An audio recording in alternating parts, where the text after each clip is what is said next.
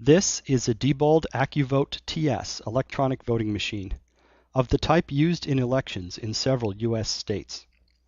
We studied this machine in our laboratory at Princeton University to evaluate its security and its suitability for conducting elections. The detailed results of our study, including a full technical paper, are available at itpolicy.princeton.edu/voting. The behavior of voting machines is controlled by computer software. The software that tallies votes on this machine was written by Diebold. Our study shows that a criminal who can inject malicious software into this voting machine can control how the votes are tallied.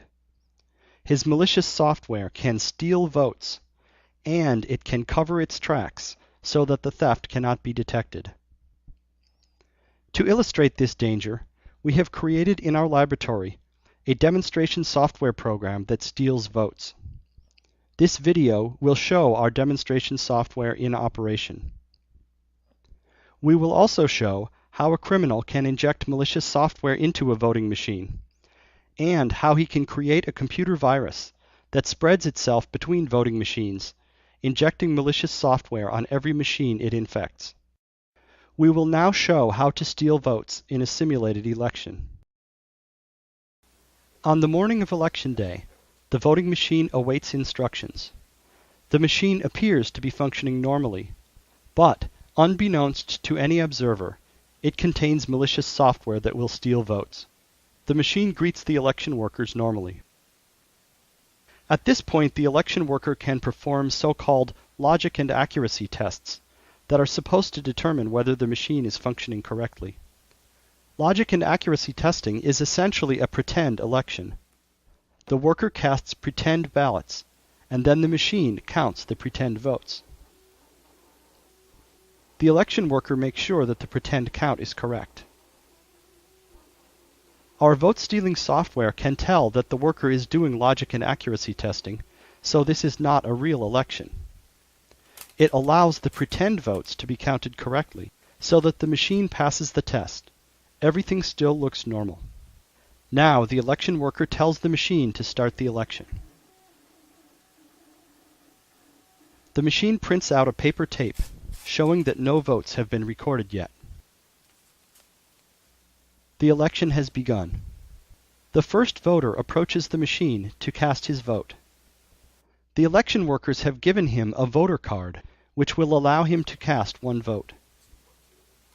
He inserts the voter card into the machine, and the machine presents him with a ballot. In this example election, there are two candidates for president, George Washington and Benedict Arnold.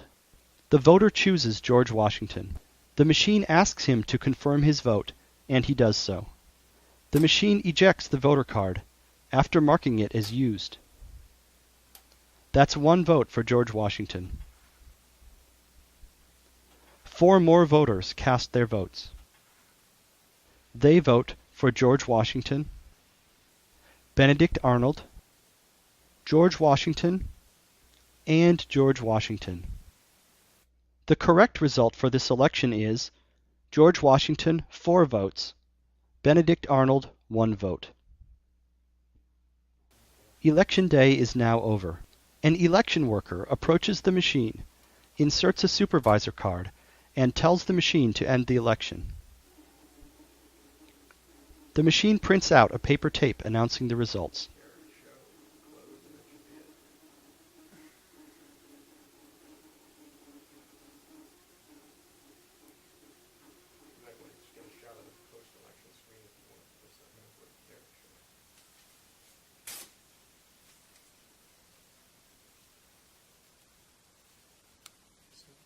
The tape shows that Benedict Arnold won the election, 3 votes to 2. This result is incorrect. Malicious software stole votes from George Washington and gave them to Benedict Arnold. The voting machine recorded the election results on its internal memory and on a removable memory card. A poll worker opens the side of the machine and removes the memory card. The memory card, when examined by technicians, also shows that Benedict Arnold won the election 3 votes to 2. Every record kept by the voting machine shows the same fraudulent result: Arnold 3, Washington 2. How did this happen? The voting machine was running Diebold's election software, but it was also silently running our demonstration vote stealing software. And our software was able to steal votes without being detected. When the election ends, the vote stealing software can delete itself from the voting machine. No evidence remains that the machine was ever hijacked. No evidence remains that any votes were stolen. As far as anyone can tell, the election was conducted fairly. But the result is fraudulent. This vote-stealing attack requires injecting malicious software into the voting machine. Anyone who has access to a voting machine for a few minutes can install malicious code. Here is one way to do so. In advance, we prepare a memory card containing our malicious software. When we get a few minutes alone with the machine, we first open the side door. We can do this with a key. There are thousands of keys in circulation, and any hardware store will copy them. Even without a key, the lock is easily picked. One member of our team can consistently pick the lock in less than 10 seconds. Or we can simply remove a few screws and lift off the machine's cover.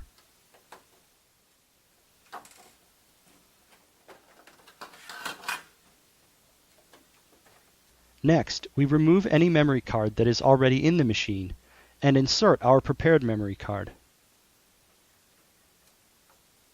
We press the power button to boot the machine. When the machine boots, it will automatically install our malicious software for us. The machine makes a musical noise when it boots, but we can suppress this noise by inserting headphones into the machine. We remove our memory card, replace any card that was there before, and close the door.